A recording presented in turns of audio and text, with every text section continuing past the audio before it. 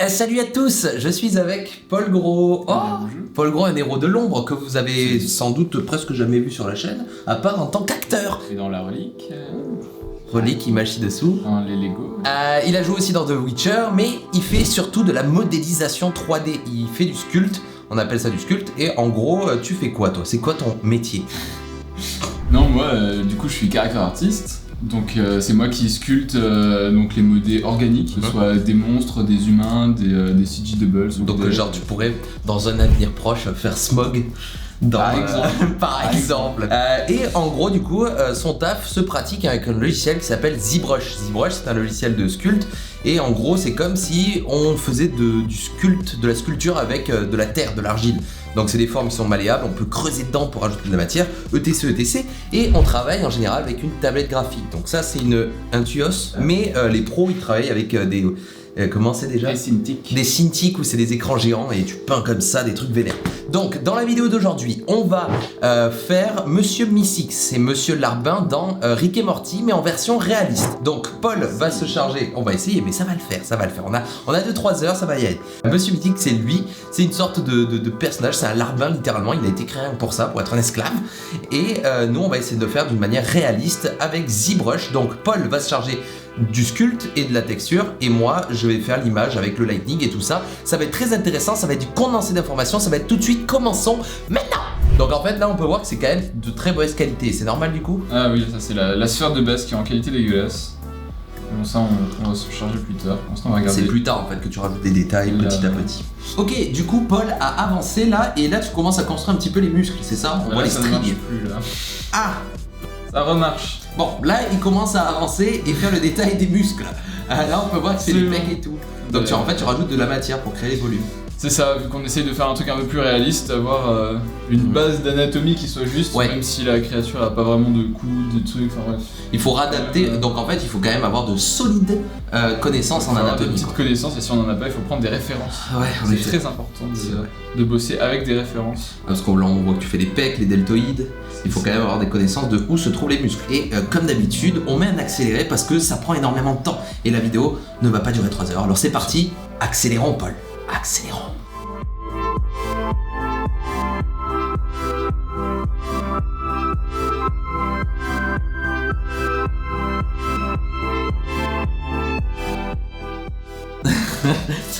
Ok, du coup là, Paul est en train de faire les dents. Du coup tu le fais séparément, c'est ça? T'as créé un nouvel objet? J'ai créé un nouvel objet et je commence à m'attaquer aux dents pour avoir... Là c'est vraiment un truc rapide, histoire d'avoir au moins le début des proportions. Okay. Parce que c'est vrai que quand on regarde juste ça comme ça, on a du mal à se dire... Il fait trop peur ce bâtard. Mais j'avoue que les dents comme ça, ça fait très réaliste d'avoir les espèces de petits stries, les tirailles. Voilà, c'est vraiment que le début, hein, c'est histoire d'avoir un début de base. Accélérez! Fast and Furious. Fast and Furious.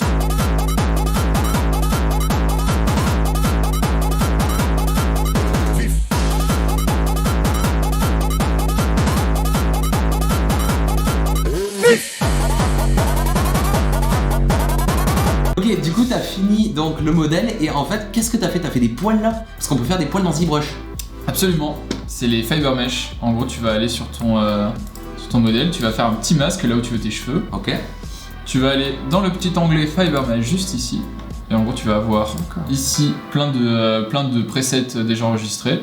Donc tu cliques sur n'importe lequel et après tu vas modifier tous tes paramètres ici. Donc tu as la longueur, le nombre de poils qu'il y a, l'épaisseur, les clumps, donc les espèces de petits paquets, d'accord, ok. Parce qu'en fait, on peut le faire dans ZBrush, mais les vrais groom artistes, ils le font avec Maya ou Dini. C'est ça. Le problème, c'est que les poils, moi, je les ai pas encore mon fort, donc il me les fait dans ZBrush, mais ça rend super bien. Regardez une petite image rapide, du casque de Léonida, qu'on vous affiche ici. Les poils sont faits du coup avec des fiber mesh, mais c'est vrai que moi c'est rapide et ça rend plutôt bien. C'est vrai. En tout cas, voilà, c'est le résultat qu'il a fait donc dans ZBrush. Et maintenant, on va aller dans Substance Painter, qui est un logiciel pour faire des textures 3D. Et tu vas nous faire des petites textures. C'est ça? Il y a une erreur. Oh. Faut cliquer. Donc voilà, on va passer aux textures. C'est parti. C'est la merde. Heureusement que j'ai sauvegardé il y a 2 secondes. Hein. Maintenant, donc, on va passer à Substance Painter, qui est un logiciel qui sert à quoi, Paul? Explique-nous. Du texturing. Parfait. Comme son nom l'indique. C'était court et précis, c'est nickel. Alors Substance est un logiciel développé par Algorithmic, qui est une boîte française qui était à Lyon, je crois. Voilà. Et ils ont été rachetés par Adobe et ça va accélérer vachement le développement du logiciel, ça va être très cool. Et donc maintenant Paul va nous faire les textures du coup de notre Missix. Donc c'est parti. Absolument. Maintenant, comment on travaille dans Substance en fait? Ça fonctionne comment? Ça a l'air d'être un peu comme Photoshop, non? C'est ça, en gros on va avoir des layers ici et on va poser nos matériaux en layers par exemple.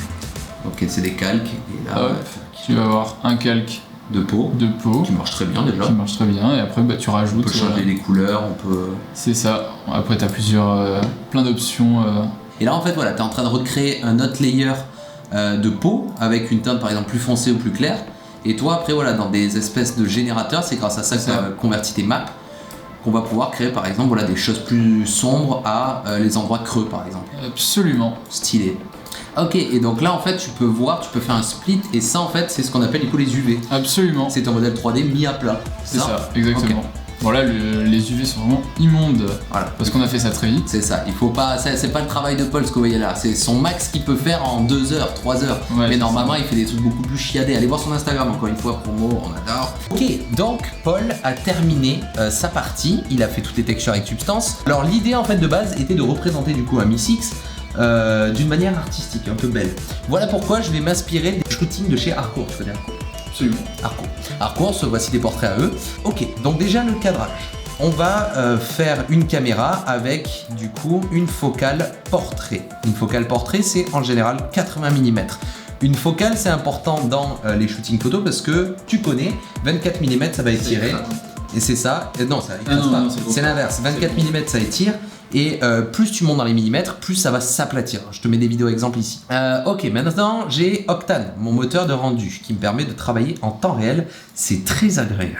Ok, donc pour le moment, on va voir des trucs pas très beaux. Voilà, c'est pas beau, c'est comme ceci. Mais nous, on veut créer donc notre éclairage.